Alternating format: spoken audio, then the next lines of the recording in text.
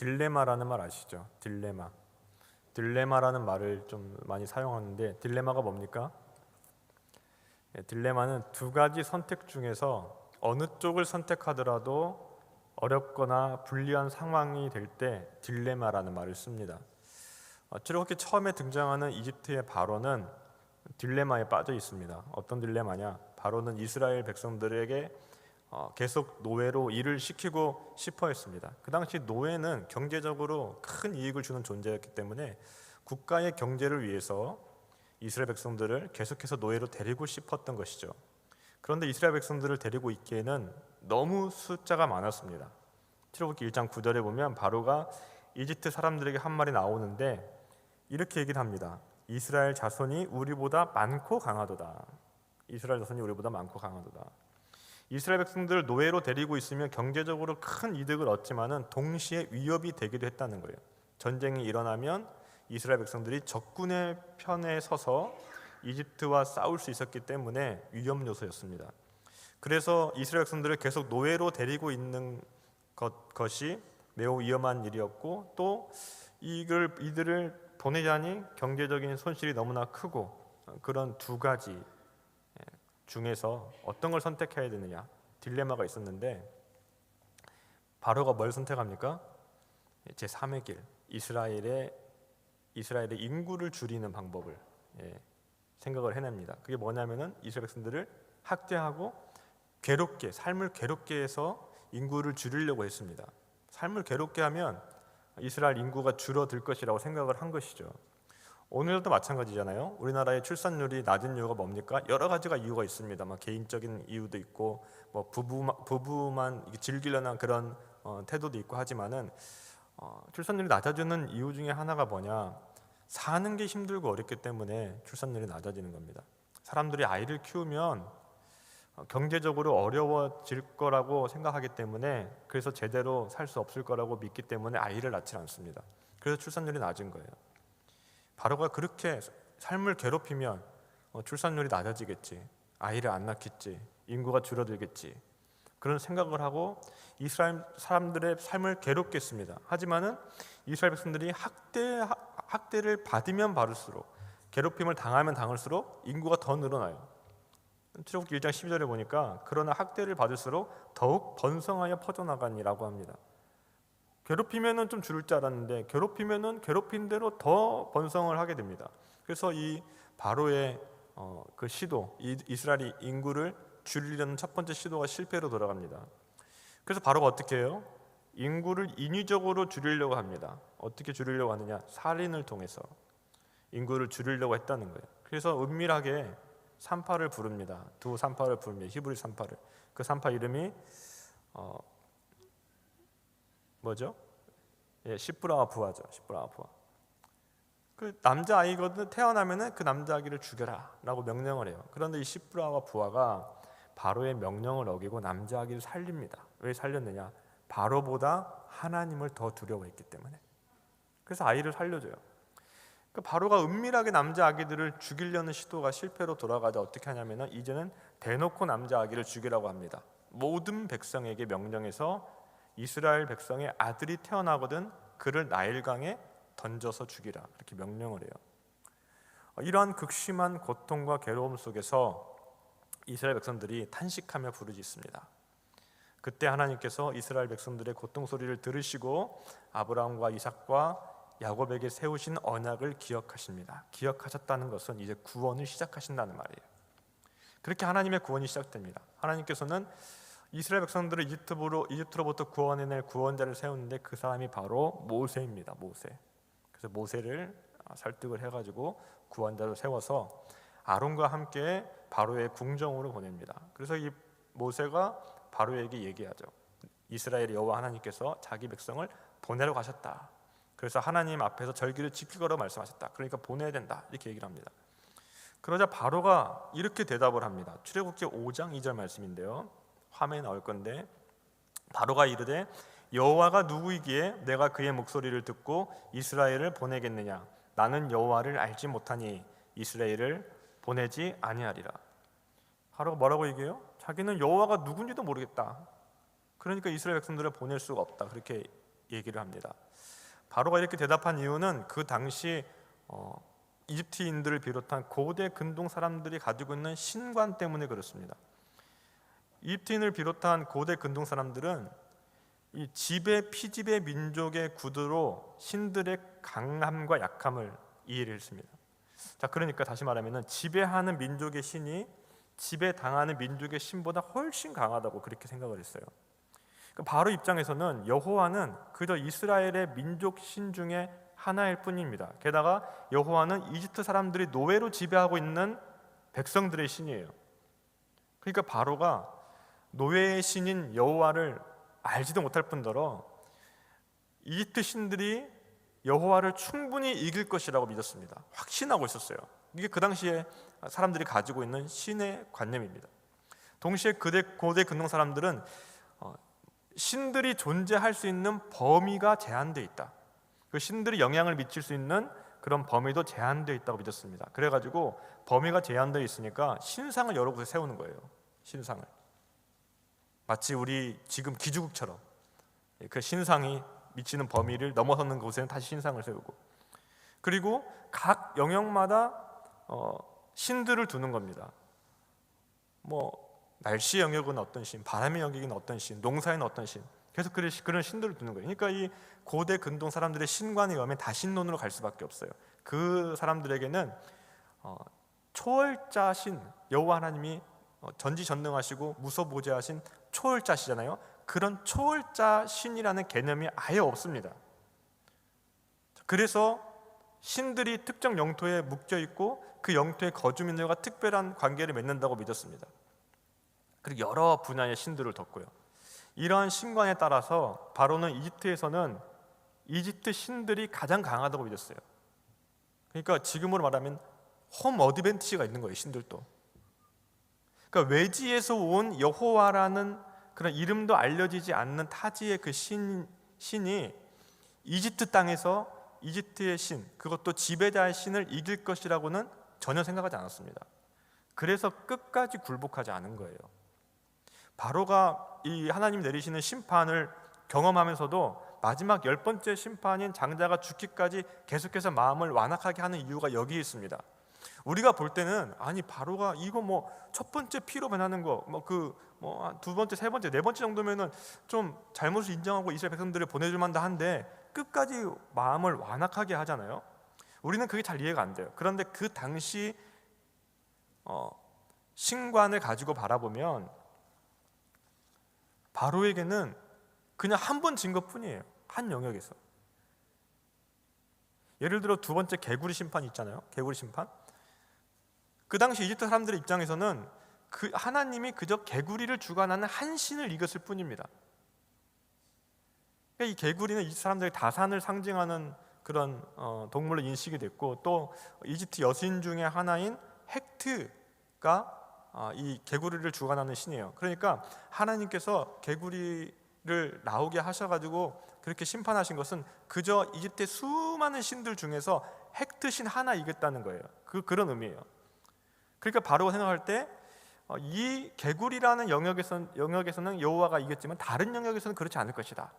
그렇게 계속 믿으니까 그 심판을 계속 경험하고도 끝까지 마음을 완악하게 한 겁니다. 그래서 한 번은 이긴다. 이집트 신이 한 번은 이길 것이다. 여호와가 어떤 영역에서는 분명 약한 부분이 있을 것이다. 그렇게 생각을 한 겁니다. 그래서 끝까지 대적을 한 거예요.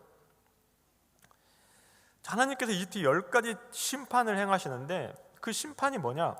바로가 모세에게 했던 질문이 있습니다. 앞에서 읽었죠. 여호와가 누구이기에 내가 그의 목소리를 듣고 이스라엘 백성들을 보내겠느냐? 나는 여호와를 알지 못하니 이스라엘을 보내지 아니하리라.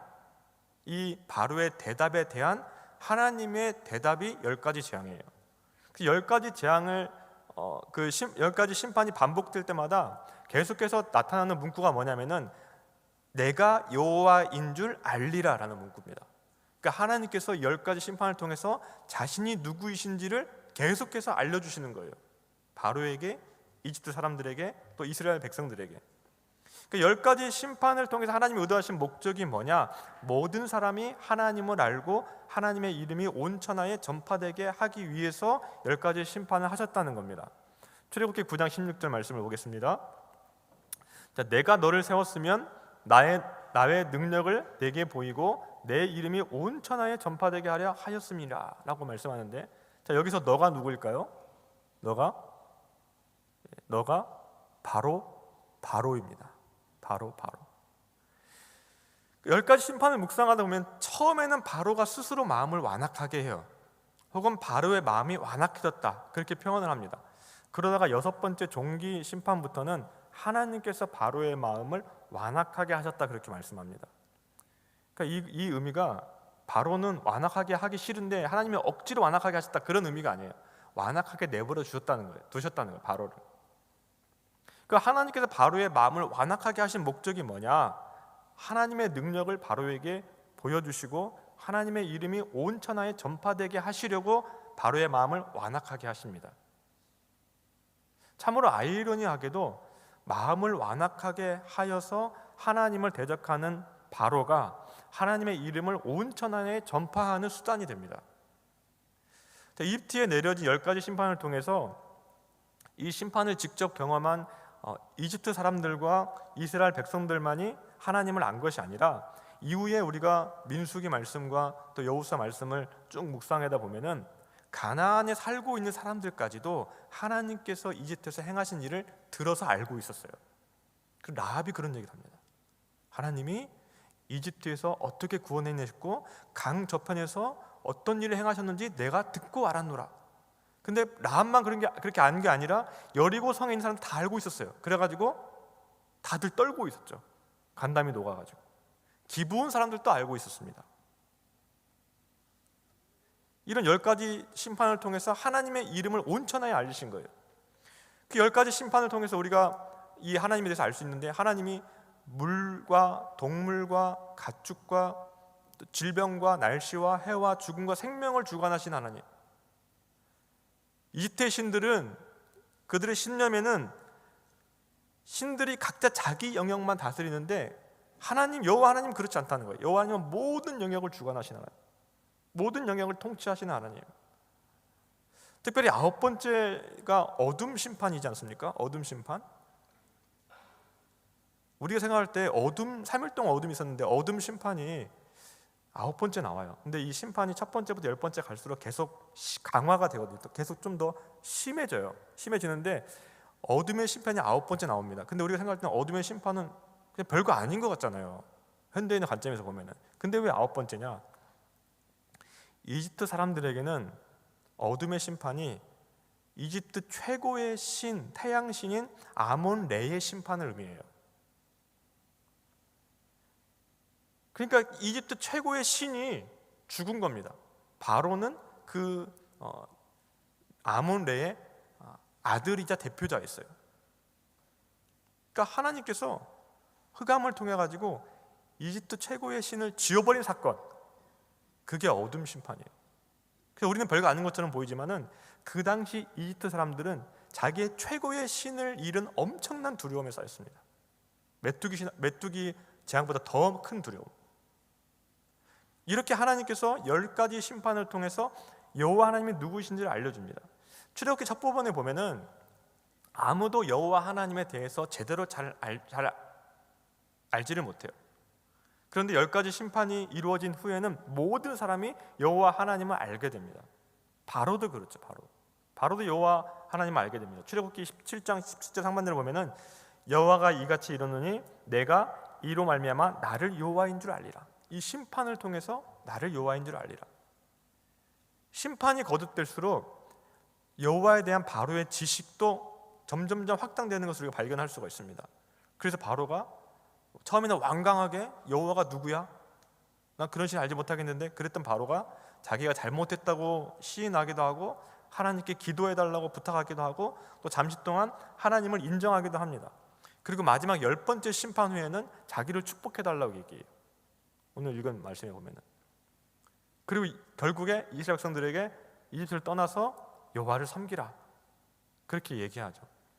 하지만 바로가 여기서 끝난 게 아니죠. 끝까지 하나님을 인정하지 않고 자신의 잘못을 돌이키지 않고, 그래서 어떻게 합니까? 이집트의 군대를 이끌고 이스라엘 백성들을 홍해까지 쫓아옵니다. 그렇게 끝까지 하나님께 반역한 결과, 하나님께서 자신이 누구인지 알려주셨음에도 불구하고 하나님을 인정하지 않은 결과 어떻게 되느냐? 군대와 함께 홍해에 빠져 죽어요. 바로가. 끝까지 하나님을 믿지 않는 사람의 결말이 뭐냐? 죽음의 심판입니다. 죽음의 심판. 자, 그 다음으로 이집트 사람 여호와를 알게 되죠. 출애굽기 7장 5절에 보면은 내가 내 손을 애굽 위에 펴서 이스라엘 자손을 그 땅에서 인도하여 낼 때에야 애굽 사람이 나를 여호와인 줄 알리라 하시매. 홍해를 이스라엘 백성들을 이집트에서 구원해 낼 때, 그때서야 이집트 사람들이 여호와 하나님을 알게 된다, 그런 말씀이에요. 자, 그 다음으로는 이스라엘의 여호와를 알게 됩니다. 사실 이스라엘 백성들도 하나님에 대해서 잘 알지 못했습니다. 이스라엘 백성들이 하나님 지금 구원하신 목적이 뭐예요? 하나님의 백성 삼으시고 하나님의 나라 삼으시고 하나님을 섬기게 하기 위해서, 그 말이 계속 나오거든요. 하나님께 예배하기 위해서 우리가 광야로 가겠다, 하나님을 섬기기 위해서 보내라고 하셨다.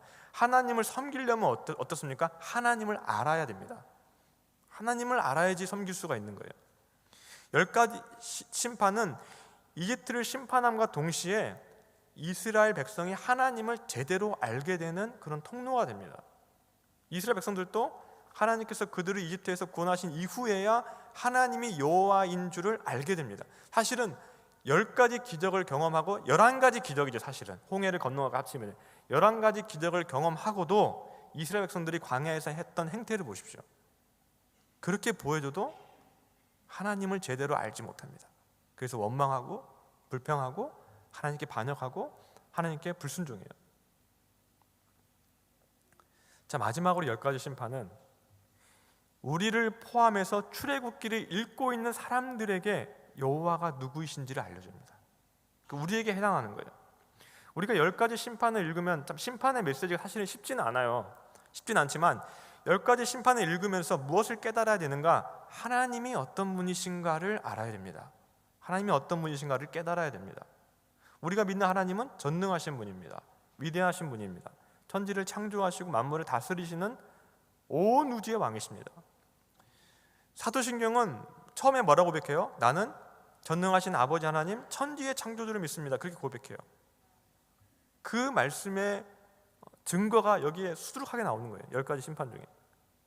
우리가 믿는 전능하시고 천지를 창조하신 하나님은 우리의 상관이 없는 분이 아니라 뭐라고 얘기합니까? 우리의 아버지시다. 그렇게 아버지시다. 하나님께서 우리의 아버지심을 진실로 믿는다면 우리가 무엇을 두려워하겠습니까? 아무것도 두려워할 필요가 없습니다. 모세를 보십시오. 처음에 하나님을 잘 알지 못할 때는 어떻습니까? 바로가 이스라엘 백성들을 박해하잖아요. 얘네들이 게으르구나. 게으르니까 이제는 벽돌을 만드는 짚을 주지 말고 직접 주어서 하게 해라. 그렇게 하니까 모세가 하나님 앞에 와서 기도합니다. 하나님, 왜 자기를 보내셨습니까? 저는 입이 둔한 자입니다. 그건 뭐냐면 입에 나병이 걸린 사람입니다. 그런 의미예요. 입에 할례를 받지 못한 사람입니다. 그런 의미예요. 그러면서 하나님께 좀 따지겠습니다. 물어요. 하나님께서 하나님의 백성을 왜 구원하지 않으십니까? 따져서 묻습니다. 하지만은 이 모세도 그 심판이 하나하나 진행될수록 하나님을 더욱더 알아가게 돼요. 그러면서 모세가 바로를 대하는 태도가 바뀝니다. 바로를 두려워하지 않아요. 더 이상. 왜냐하면 하나님이 바로 앞에서 너를 하나님과 같이 되게 하겠다 이렇게 말씀하셨거든요. 두려워하지 않고 담대하게 나아가서 하나님 말씀을 전합니다. 그리고 바로를 오히려 책망을 해요. 너 왜 약속을 안 지키냐고 막 책망하고 마지막 10번째 심판을 전달할 때는 크게 화를 내면서 궁전을 나옵니다. 이제 바로 앞에서 화를 내는 경지까지 갔어요. 하나님의 자녀인 우리는 아무것도 두려워할 필요가 없습니다. 왜냐하면 전능하신 하나님께서 우리 편이시기 때문에, 우리를 위하시기 때문에, 우리를 지켜주시기 때문에 우리가 두려워할 필요가 없어요. 어떤 역경이 있더라도, 어떤 고난이 있더라도, 어떤 어려움이 있더라도 하나님께서 모든 것을 합력해서 선을 이루십니다. 그래서 우리가 두려워할 필요가 없는 거예요. 걱정할 필요도 없는 거예요. 염려할 필요도 없는 거예요. 다음으로 이 심판 사건을 통해서 우리가 알 수 있는 하나님은, 하나님께서는 세상 나라를 심판하시는 하나님이십니다. 오늘날 현실을 보면은 세상 나라가 왕성한 것처럼 보여요. 그리고 하나님 나라의 성취는 아득히 먼 것 같이 보입니다. 바로와 같이 악행을 행하는 사람들이 형통하는 것처럼 보여요. 그러나 하나님 나라는 반드시 이루어집니다. 세상 나라는 반드시 심판을 받습니다. 대제국 이집트가 하나님의 심판을 받고 이를 통해서 이스라엘이 하나님 나라로 세워진 기사는 이 사실을 우리에게 다시 한번 확신하게 돼요. 하나님 나라가 승리하는구나. 요한계시록의 내용이 그거지 않습니까? 요한계시록 심판의 말씀이 많이 나오는데 그 심판의 말씀이 다 이 출애굽기에 나오는 10가지 심판에서 많은 모티프를 가져왔습니다. 요한계시록 결론이 뭐예요? 출애굽기와 똑같아요.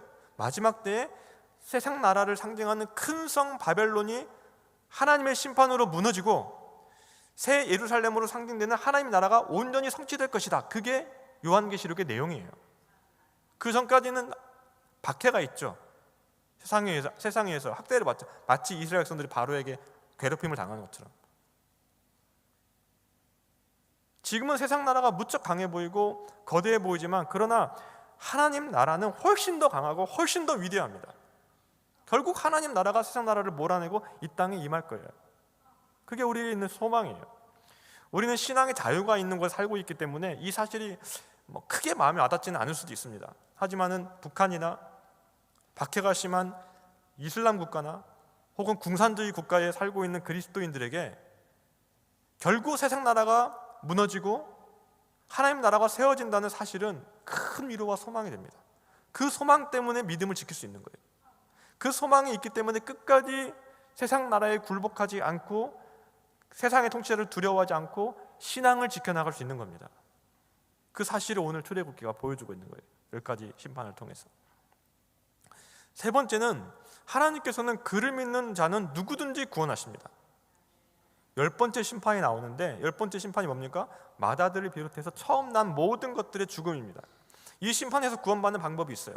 양의 피를 문 그 임방과 좌우 설주에 바르는 겁니다.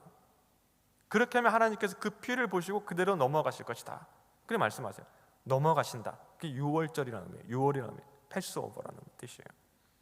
하지만 하나님 명령에 순종하지 않고 그대로 있으면 어떻게 돼요? 아무것도 안 하면은 그 집에 있는 모든 처음 난 것들이 죽게 됩니다. 심판을 받게 돼요.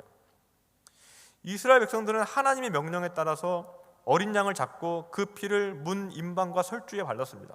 그렇게 한 모든 이스라엘 백성들은 죽음으로부터 구원을 받아요. 이집트 사람 중에서 이 명령을 듣고 어린 양의 피를 문 임방과 설주에 발랐다면 어떻게 되었을까? 그 사람도 구원을 받았을 거예요. 십계라는 영화가 있죠. 오래된 영화인데 보신 분들 많이 계실 겁니다. 십계 영화에 보면은 구원받은 이집트 사람들이 나와요. 실제로. 물론 영화적인 상상력이지만 대표적으로 모세를 입양했던 바로의 딸이 6월절 밤에 모세의 집으로 찾아옵니다. 그래서 구원을 받아요. 나중에는 그 이집트 같이 나오죠. 근데 영화를 볼 땐 제가 잘 몰랐는데 지금 와서 생각해 보니까 좀 이상한 면이 있습니다. 모세가 이때 80살이잖아요. 그러면은 바로의 딸은 도대체 몇 살인 겁니까? 한 100살은 되어야 되는데 영화에서 너무 정정해요. 영화적인 상상력이긴 하지만은 그 당시에 이스라엘 백성들에게 와서 구원받은 이집트 사람들이 있었을 수 있습니다. 충분히. 그리고 이스라엘 백성들 나올 때 잡족들도 같이 나오잖아요. 잡족들. 그 사람들 나오는 게 뭡니까? 하나님의 행하심을 봤기 때문에 이스라엘 백성 따라온 거예요. 물론 나중에 광야에서 불평하긴 했지만은 이 6월절 어린 양과 그 피는 예수 그리스도와 주님의 보혈을 예표합니다. 오늘날에도 누구든지 예수 그리스도를 믿으면 구원을 받습니다. 다른 거 필요 없어요. 어떤 사람이든지 예수 그리스도를 믿으면 구원을 받습니다. 예수 그리스도를 믿는 사람에게는 심판이 없습니다. 왜냐하면은 우리의 모든 죄를 주님의 보혈로 덮어주시기 때문에. 그 예수님 믿으면 영생을 얻습니다. 생명을 얻습니다. 예수님을 인해서 사망에서 생명으로 옮겨집니다. 하지만은 오늘날에도 바로와 같이 끝까지 마음을 완악하게 하며 예수 그리스도를 믿지 않으면, 예수 그리스도를 거부하면 결국에는 심판을 받아요. 영원한 심판을 받습니다. 하나님께서는 우리를 위해서 예수 그리스도를 6월절 어린 양으로 내어주시고 그 피로 우리를 구속하셨습니다. 말씀을 통해서 그 하나님을 우리가 깊이 알아가야 돼요.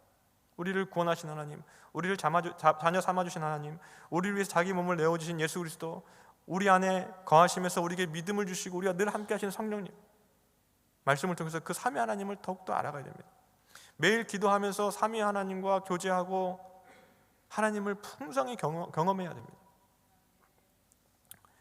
동시에 아직도 예수 그리스도를 알지 못해서 심판 아래에 있는 사람들에게 복음을 전파해야 됩니다. 복음을 전파해야 돼요. 오늘날의 모세가 누구냐? 바로 앞에 가서 하나님의 위대하심을 선포했던 오늘날의 모세가 누구냐? 바로 우리들이에요. 우리가 세상으로 나가서 담대하게 하나님이 하신 일들을 전하고, 하나님이 하신 가장 큰 일이 뭡니까? 그게 복음이에요. 복음. 예수님을 우리를 위해서 예수님을 보내주신 것, 예수님을 죽게 하신 것, 예수님을 다시 살리신 것, 그것을 우리가 전해야 돼요. 우리를 구속하신 전능하신 하나님, 만왕의 왕이신 하나님, 만유의 주님이신 하나님을 향한 찬양과 영광과 경배와 감사가 넘치기를 바랍니다. 그와 동시에 우리를 구원하신 하나님, 우리를 위해서 자기의 독생자를 내어주신 하나님, 우리를 위해서 자기 몸을 버리신 그 예수님, 그 예수님을 향한 구원의 감격과 기쁨이 늘 우리 가운데 충만하고 그 구원의 감격을 누리며 살아가는 우리 모두가 되기를 주님의 이름으로